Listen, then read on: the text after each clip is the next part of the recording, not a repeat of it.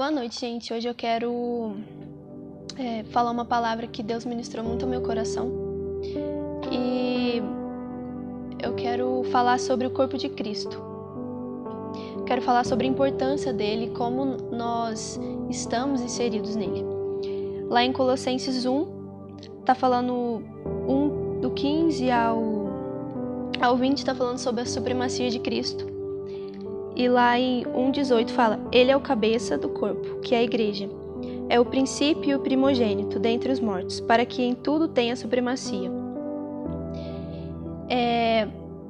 Aqui fala que Jesus é o cabeça do corpo. E o corpo, ele é a igreja, mas a igreja em si não é o templo, não é onde a gente...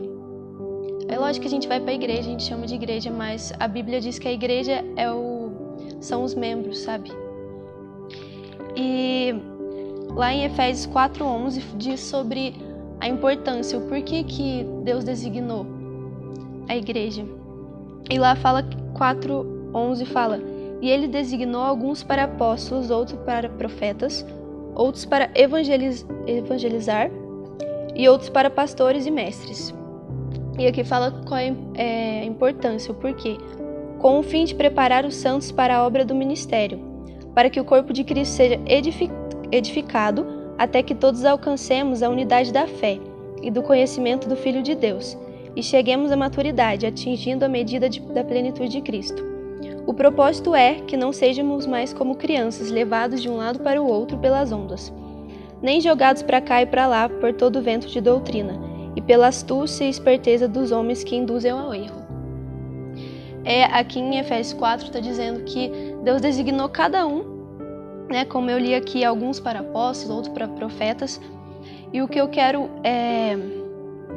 falar mais com essa mensagem é que cada um tem seu papel, mesmo que às vezes não seja visto como grande, cada um tem seu papel importante dentro da igreja.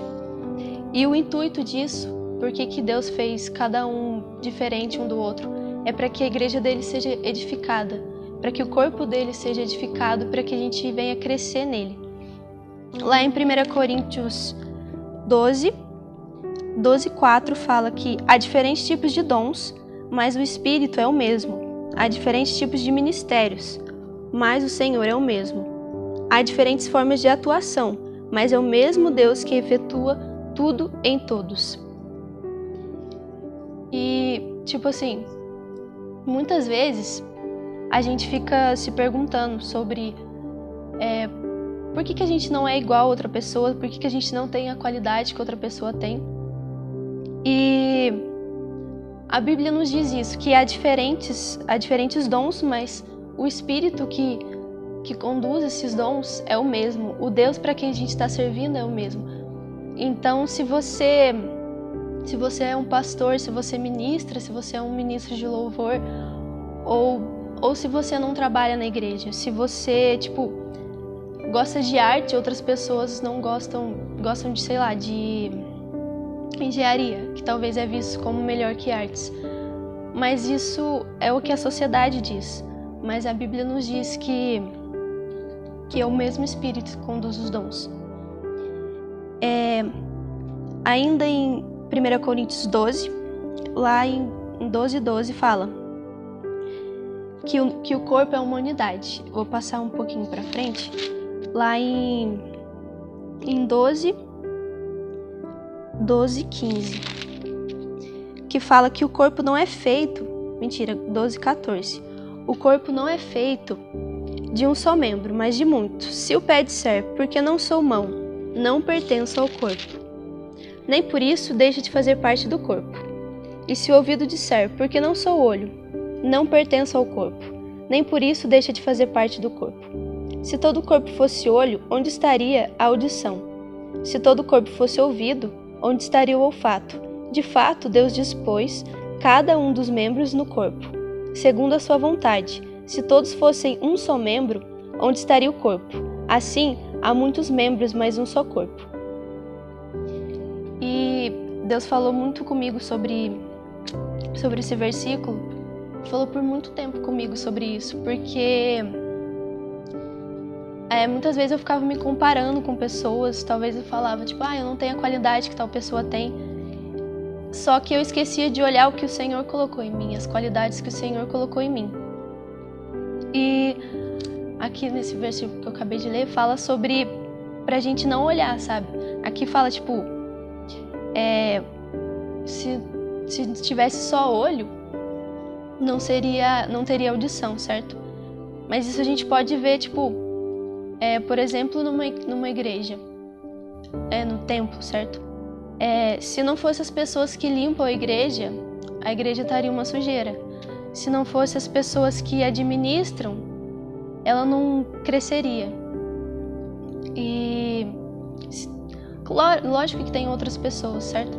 As pessoas que cantam na igreja, mas às vezes a gente olha muito para as pessoas que sobem no altar e a gente esquece das pessoas que estão no... Como que diz? As pessoas que não sobem no altar. Que estão por trás do palco. Lá em Marcos 10, 35, Tiago e João viram para Jesus e perguntam porque eles queriam sentar do lado esquerdo e direito de Jesus quando ele fosse glorificado.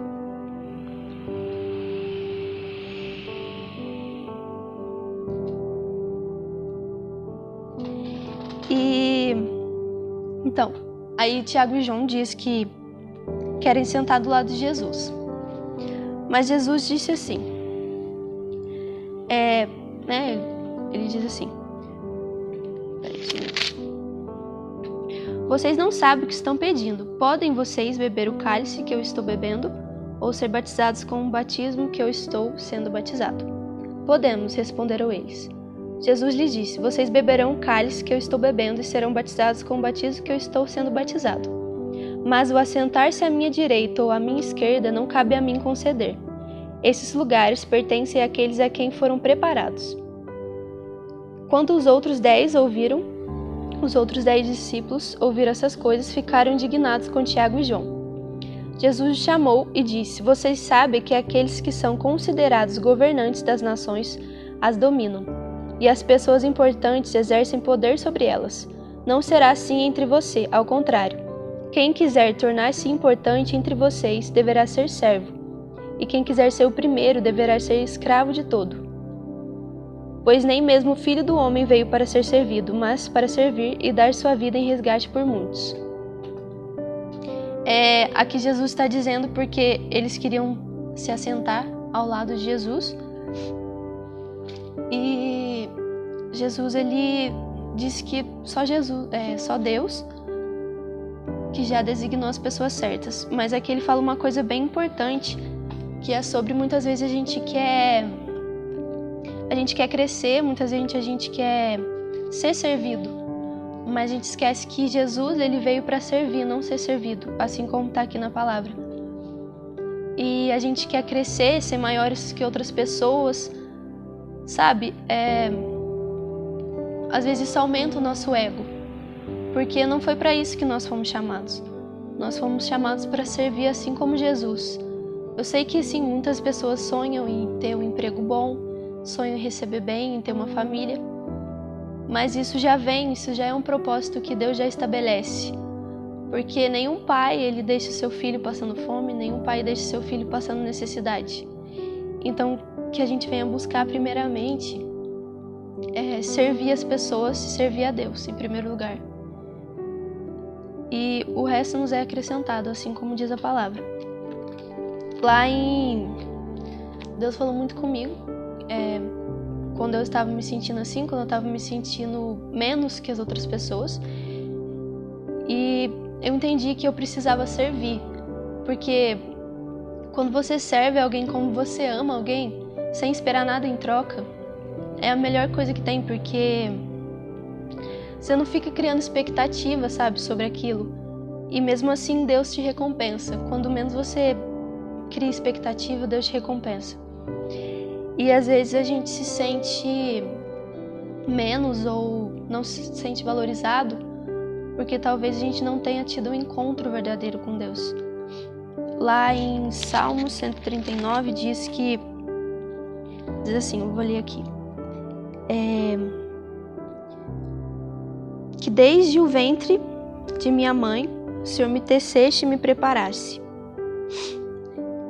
Que desde nosso ventre, Deus vem nos tecendo, nos preparando, nos colocando dons.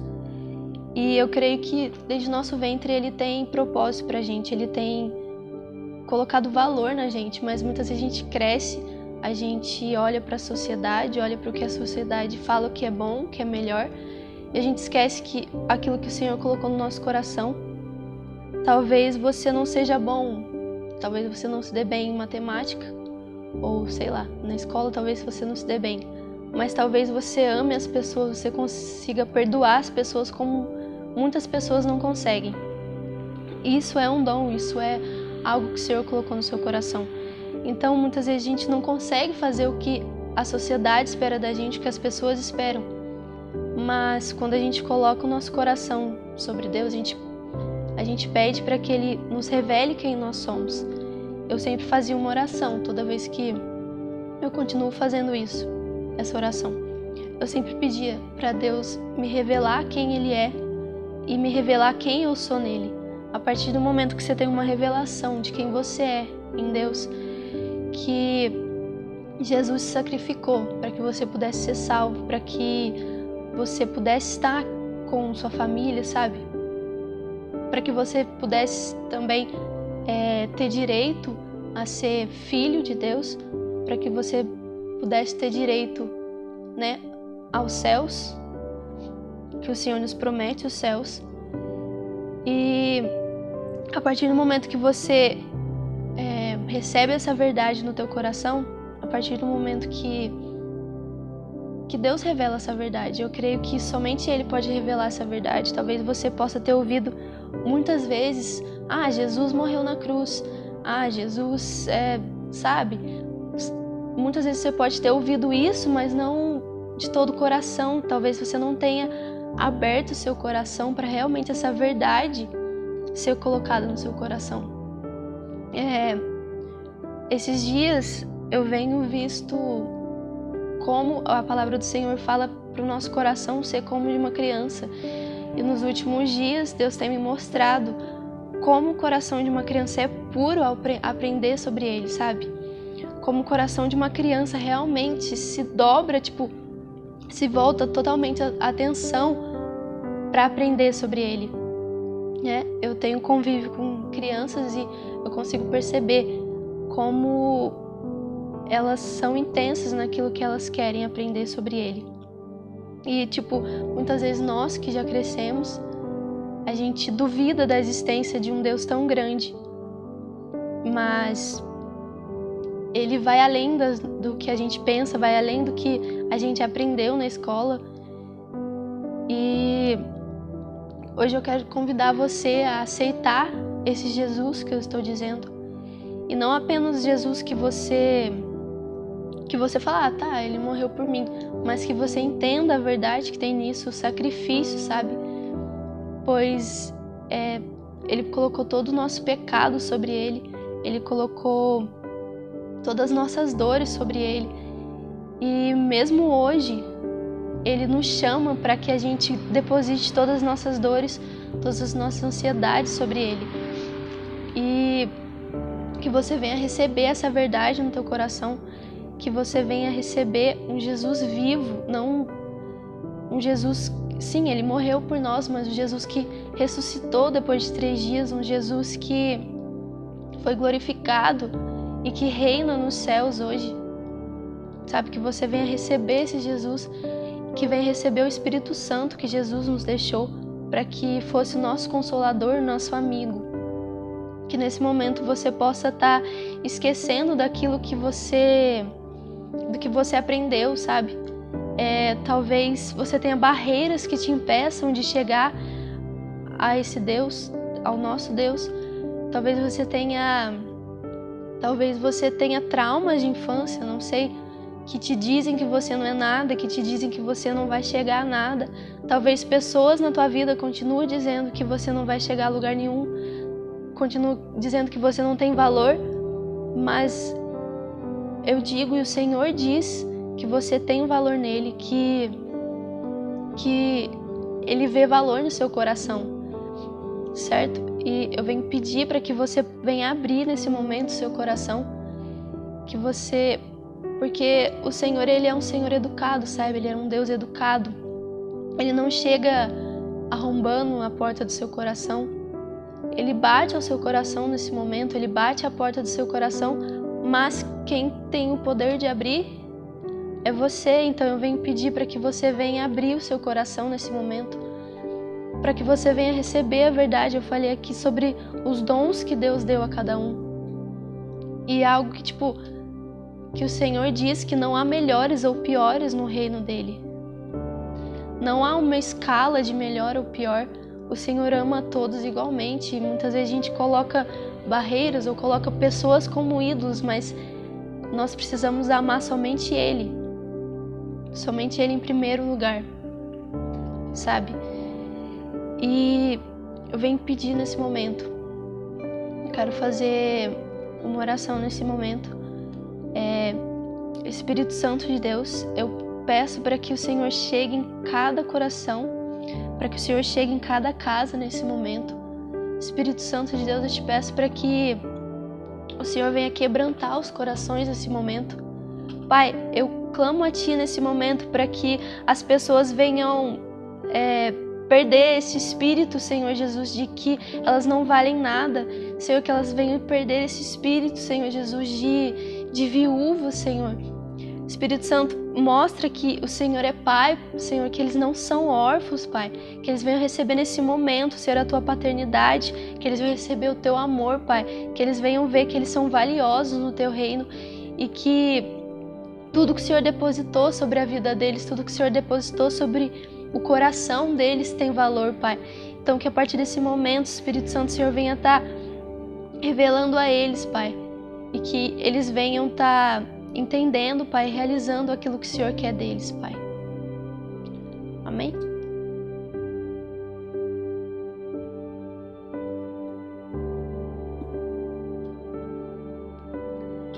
Eu quero agradecer cada um que esteve aqui hoje, cada um que esteve na live. Muito obrigada por hoje, sabe? E eu creio que o Senhor tem grandes coisas para fazer na sua vida. Eu creio que não para por hoje, não é só hoje. O Senhor tem algo hoje para você, mas tem algo amanhã também. Então que durante a semana, durante os dias, durante os meses, você possa estar se entregando a Ele e continuar fazendo essa oração para que Ele venha revelar quem você é nele, venha revelar Ele a ti. Amém? Muito obrigada.